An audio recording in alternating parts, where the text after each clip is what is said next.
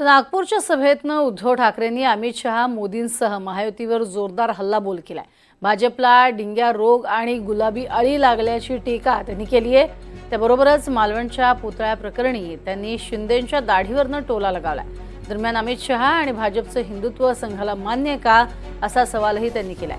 लाडक्या बहिणी या योजनेवरूनही ठाकरेंनी समाचार घेतला। हालत विचारूच नका।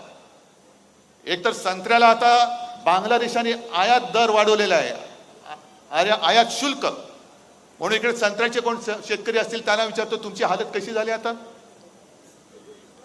बेकार, बरोबर ना? कापूसवाले कोण आहेत का? तुमची हालत कशी आहे? आणि आता भाजपची हालत कशी झाली माहितीये का तुम्हाला? कारण संत्र्याला तो एक डिंक्या रोग येतो ना, कुठे पोखरतो? खोडाला। तसा भाजपला आता एक दाढीवाला डिंक्या रोग झालाय, तो त्याचं खोड पोखरतोय। आणि कापसावरती गुलाबी अळी पडते ना? जॅकेट असतं की नाही मला माहिती नाही, पण गुलाबी असते। त्याच्यामुळे ह्या भाजपचं रोपटं जे संघाने पोसलं जोपासलं, त्या भाजपच्या रोपट्याला आता वरनं गुलाबी अळी आणि खोडकिडा, दाढीवाला खोडकिडा लागलाय। मोहनजी, हा भाजप तुम्हाला मान्य आहे का? तुम्हाला असेल नसेल, मी जनतेला विचारतोय, तुम्हाला मान्य आहे काय? मध्ये येऊन गेले एक 8-10 दिवसापूर्वी, ज्याला मी बाजार बुणगा म्हटलं, नागपूरमध्ये येऊन गेले। कोण येऊन गेले? काय त्यांचं दुर्दैव असं आहे, 1-2 महिन्यापूर्वी पुण्यात येऊन गेले।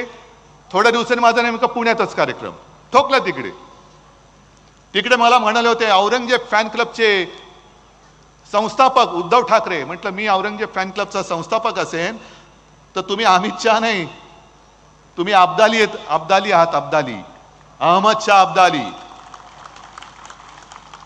आणि 4 दिवसापूर्वी नागपुरात येऊन गेले, बंद दाराड। काय? उद्धव ठाकरेला संपवा, शरद पवारांना संपवा, त्यांचा पक्ष फोडा, कार्यकर्ते फोडा, बूथ लेवलवरचे कार्यकर्ते फोडा। अहो अमित शहाजी, हे बंद दारांचे धंदे तुमचे सोडा।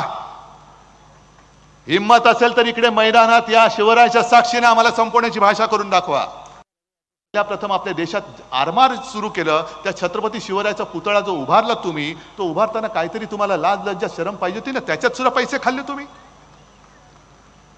काल तो त्या समितीचा रिपोर्ट आलाय, साचा नीट नव्हता, त्याच्यामध्ये जे काय त्याचं वेल्डिंग होतं ते बरोबर नव्हतं, जो धातू वापरला तो बरोबर नव्हता।